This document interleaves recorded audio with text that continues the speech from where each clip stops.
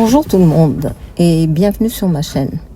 Aujourd'hui, j'aimerais vous parler d'un sujet qui me touche profondément parce qu'il a complètement bouleversé ma vie. Le diabète de type 2. Il y a encore quelques temps, je vivais avec une fatigue constante. J'avais de la difficulté à marcher tellement j'avais mal aux pieds. Mon inflammation était importante et je ne comprenais pas pourquoi je me sentais aussi mal. Puis un examen sanguin est venu tout expliquer.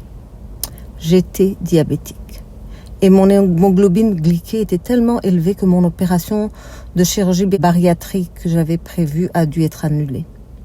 En tant qu'infirmière, je connaissais le diabète. Mais le vivre soi-même, c'est une toute autre histoire. Alors aujourd'hui, je vais vous expliquer simplement ce qu'est le diabète. Pourquoi il se développe, quels sont les symptômes, pourquoi il peut être si dangereux. Et surtout, pourquoi il ne faut jamais perdre espoir. Bon, c'est parti. Bon, mon déclic. Avant de parler de médecine, laissez-moi vous raconter comment tout cela est arrivé. Pendant des années, j'ai essayé de perdre du poids. J'ai essayé plusieurs approches. J'ai même réalisé des jeûnes très prolongés. J'ai fait un jeûne de 100 jours. Imaginez-vous, 100 jours sans manger. Puis quelques années plus tard, un autre jeûne de 28 jours. À chaque fois, je perdais du poids. Je retrouvais l'espoir.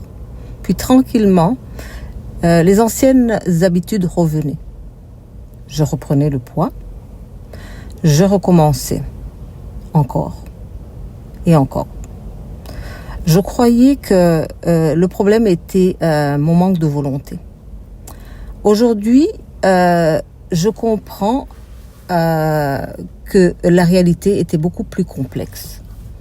Pendant tout ce temps, mon métabolisme se détériorait. Mon diabète progressait silencieusement sans que je m'en rende compte.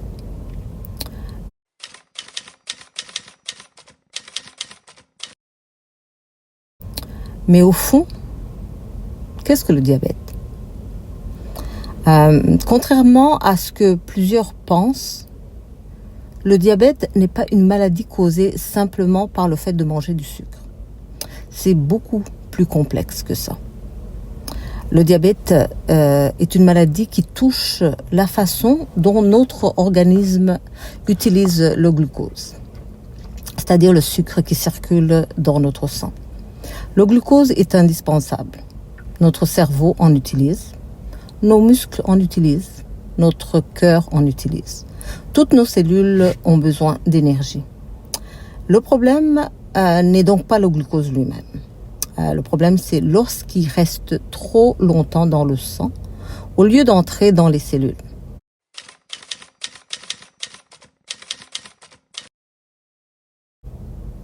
D'où vient le glucose ?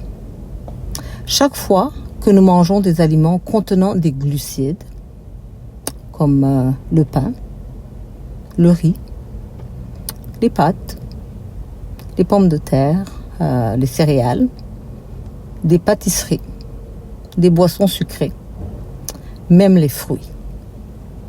Notre système digestif transforme ces glucides-là en glucose. Ce glucose passe ensuite dans la circulation sanguine. Mais il y a un problème.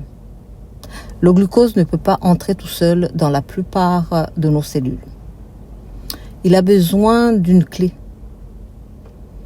Et cette clé s'appelle l'insuline.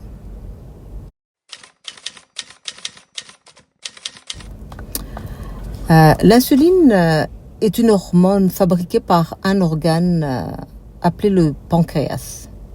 Imaginez que chacune de vos cellules est une maison. Le glucose attend devant la porte et la porte est verrouillée. L'insuline arrive, tourne la clé. La porte s'ouvre et le glucose peut enfin entrer pour fournir de l'énergie. Et lorsque tout fonctionne normalement, vous mangez, votre glycémie augmente. Votre pancréas sécrète de l'insuline, le glucose entre dans les cellules, puis la glycémie le glucose dans le sang, revient à la normale. C'est un système absolument remarquable. Mais chez une personne diabétique, ce mécanisme est complètement déréglé. Il y a deux grands types de diabète. Il existe plusieurs formes, mais les deux principales sont le diabète de type 1 et le diabète de type 2.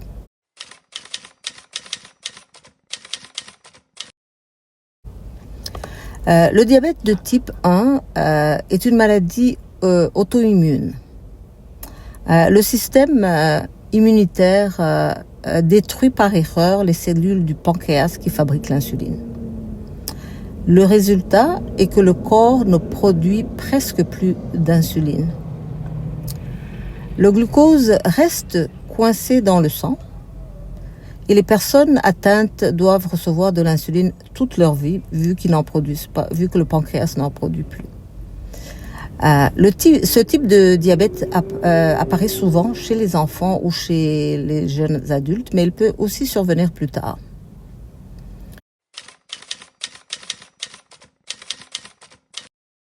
L'autre deuxième type de diabète important, c'est le diabète de type 2, et il est beaucoup plus fréquent.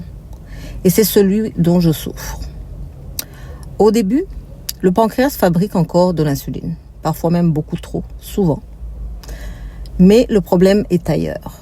Les cellules répondent de moins en moins à cette insuline et on appelle cela la résistance à l'insuline. Imaginez une serrure rouillée. La clé est bonne, mais elle fonctionne de moins en moins bien. Alors, le pancréas travaille davantage. Il fabrique toujours plus d'insuline pendant des années. Puis un jour, il s'épuise. Et c'est comme ça que la glycémie, donc le taux de glucose dans le sang, va augmenter et le diabète apparaît.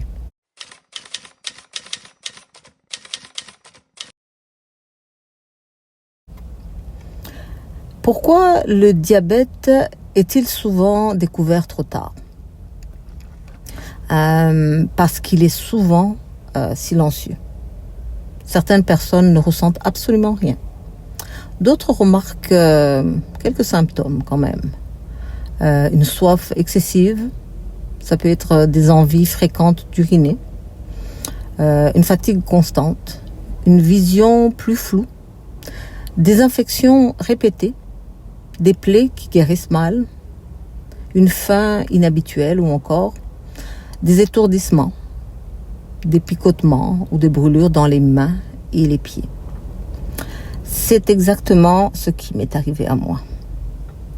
Je souffrais et je souffre encore, je dois le dire, d'une neuropathie diabétique. Mes pieds me font souvent mal et marcher devient parfois très difficile. Aujourd'hui encore, cela me rappelle pourquoi je veux reprendre ma santé en main.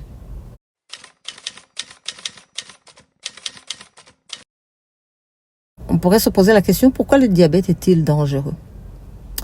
Le problème n'est pas d'avoir une glycémie élevée une journée.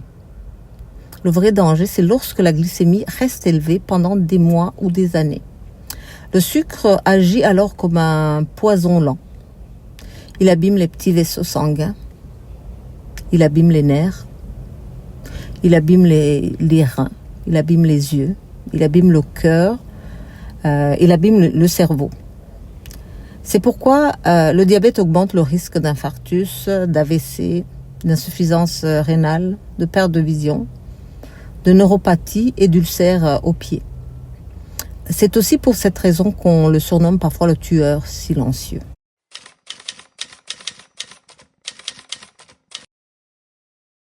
Et comment sait-on si on est diabétique ? C'est grâce aux analyses sanguines. Et la plus importante est probablement l'hémoglobine glyquée, ce qu'en anglais on appelle le HbA1c. Contrairement à une glycémie prise à un moment précis, l'hémoglobine glyquée montre votre glycémie moyenne des 2 à 3 derniers mois. Et en général, moins de 5,7%, c'est considéré comme normal. Entre 5,7 et 6,4, on parle de diabète.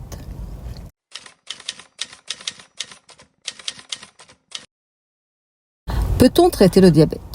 Oui, heureusement. Le traitement dépend du type de diabète. Les personnes atteintes de diabète de type 1 doivent absolument recevoir de l'insuline. Mais pour le diabète de type 2, plusieurs approches peuvent être recommandées. Une alimentation adaptée à l'activité physique, la perte de poids lorsque c'est indiqué, les médicaments et parfois l'insuline. Personnellement, après beaucoup de lectures et de recherches, j'ai choisi d'explorer une approche alimentaire très faible en glucides. Je partagerai sur cette chaîne mon expérience avec une alimentation carnivore. C'est un choix personnel et je ne prétends pas qu'il convienne à tout le monde.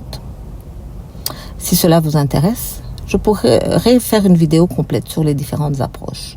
Faible en glucides, diète cétogène, cétovore, carnivore et même le régime appelé Lion. Dites-le moi dans les commentaires.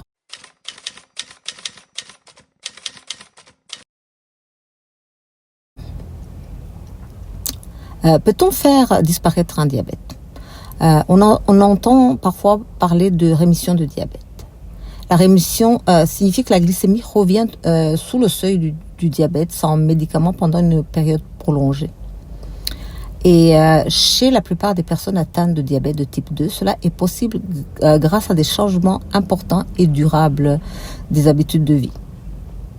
Mais cela ne veut pas dire que le diabète est complètement guéri, parce qu'il peut revenir lorsque vous mangez des aliments qui ne conviennent pas. Notre vie, notre façon de vivre peut avoir un impact important.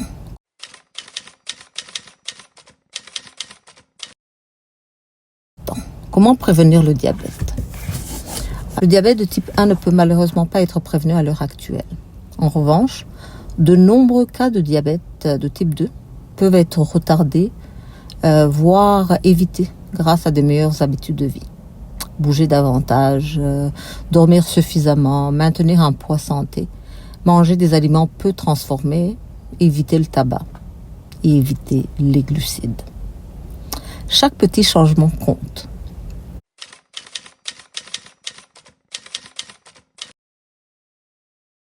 Il n'existe pas de solution miracle. Il n'existe pas de pilule magique. Pas de régime miracle, pas de jeûne miracle. La santé se construit un repas à la fois, un choix à la fois, un jour à la fois. Et c'est exactement ce que je veux partager avec vous sur cette chaîne. Mes réussites, mes difficultés, mes analyses de sang, mon hémoglobine glyquée, mon poids, mes erreurs, mes progrès, en toute transparence.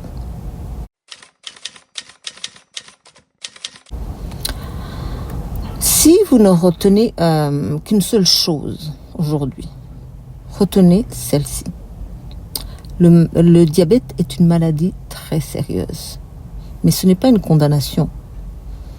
Plus on le découvre tôt, plus on a des chances d'agir efficacement.